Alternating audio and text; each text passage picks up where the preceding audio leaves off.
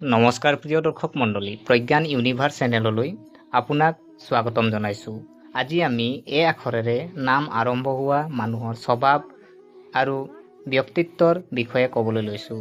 আপুনি জানেনে যে নামটোৰ প্ৰথম আখৰটোৱে আমাৰ জীৱন আৰু আচৰণত গভীৰ প্ৰভাৱ পেলায়?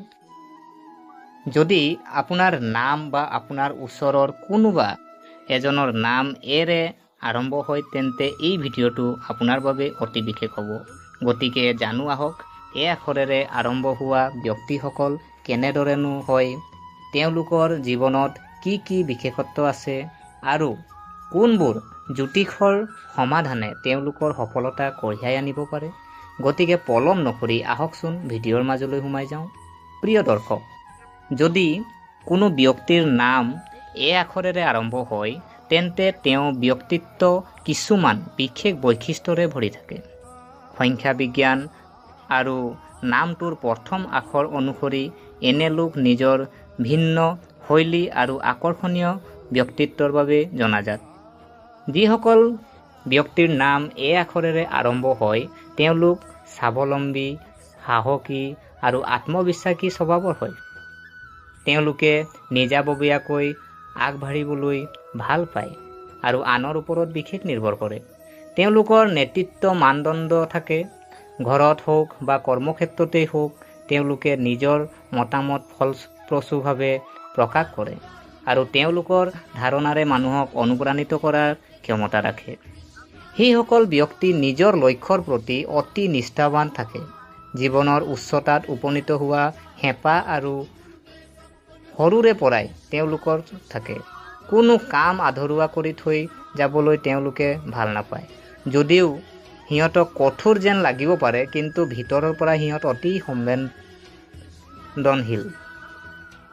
তেওঁলোকৰ আপোনজনৰ সুৰক্ষা আৰু মংগল তেওঁলোকৰ বাবে আটাইতকৈ গুৰুত্বপূৰ্ণ থকা দেখা যায়। এনে ব্যক্তিৰ যদি ব্যক্তিত্ব চোৱা হয়, অতি আকৰ্ষণীয়, কথা বতৰাত যাদুৰ দৰে আৰু আত্মবিশ্বাসে মানুহক প্ৰভাৱিত কৰিব পাৰে। কেতিয়াবা নিজৰ জিদ আৰু খঙৰ বাবে নিজকে বিপদত পেলাব পাৰে। কিছু ধৈৰ্য থাকিব লাগে আৰু আনৰ কথাও শুনা উচিত। প্ৰিয় দৰ্শক, সম্পৰ্কত সৎ আৰু ইমানদাৰী থাকে। কাৰোবাক ভাল পালে সম্পূৰ্ণ সঁচা অন্তৰেৰে ভাল পায়।